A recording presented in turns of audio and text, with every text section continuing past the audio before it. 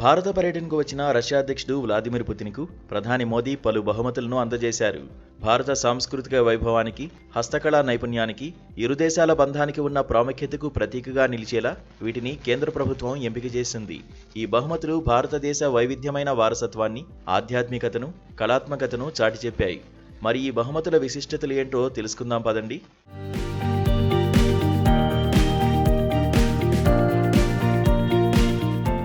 అన్ని కాలాల్లో మానవులకు మార్గదర్శనం చేసే భగవద్గీత రష్యన్ అనువాదాన్ని పుతిన్కు ప్రధాని మోదీ బహుమతిగా ఇచ్చినట్టు అధికారులు తెలిపారు. నైతికత, స్థితప్రజ్ఞ అలవాటు పడేలా, మనిషి జీవితాన్ని ఆధ్యాత్మికంగా సుసంపన్నం చేసేలా జగద్గురువు శ్రీకృష్ణుడు అందించిన సందేశాన్ని అక్కడి యువతరానికి చేర్చేలా రష్యన్ భాషలోకి అనువదించి ఇచ్చినట్టు తెలిపారు. పుతిన్కు భారత ప్రధాని అస్సాం బ్లాక్ టీని కూడా బహుమతిగా ఇచ్చారు. అస్సాం అంటే ముందుగా గుర్తుకు వచ్చేది ఈ టీనే అని అనడంలో ఎలాంటి సందేహం లేదు. సంప్రదాయక పద్ధతుల్లో ప్రాసెస్ చేసే ఈ టీకి 2007లో జీఐ ట్యాగ్ వచ్చింది. ఈ టీతో ఎన్నో ఆరోగ్య ప్రయోజనాలు కూడా కలుగుతాయి.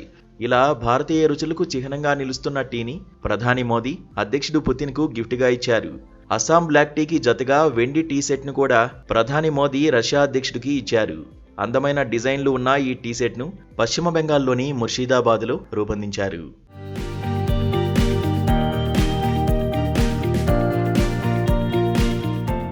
ఇక మహారాష్ట్ర హస్తకళల వైభవానికి చిహ్నంగా నిలుస్తున్న వెండి గుర్రపు బొమ్మను కూడా ప్రధాని మోదీ రష్యా అధినేతకు బహుమానంగా ఇచ్చారు.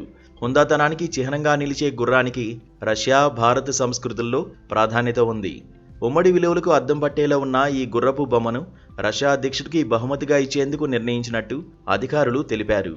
చదరంగంలో ఎందరో ప్రతిభావంతులను రష్యా ప్రపంచానికి అందించింది. ఈ వైభవాన్ని ప్రతిబింబించేలా పుతిన్కు మార్బుల్ చెస్ సెట్ను ప్రధాని గిఫ్ట్గా ఇచ్చారు. ఆగ్రాలో దీన్ని రూపొందించారు. అక్కడి కళాకారుల ప్రతిభకు అసలైన నిర్వచనంగా నిలుస్తున్నందున ప్రభుత్వం దీన్ని ఎంపిక చేసింది. ఇక ప్రపంచవ్యాప్తంగా పాపులర్ అయిన కశ్మీరీ కుంకుమ పువ్వును కూడా ప్రధాని మోదీ అధ్యక్షుడు పుతిన్కు ఇచ్చారు. అత్యంత సుగంధభరితమైన సాంస్కృతిక ప్రాధాన్యం కలిగినందుకు కుంకుమ పువ్వును కేంద్ర ప్రభుత్వం ఎంచుకుందని అధికారులు తెలిపారు.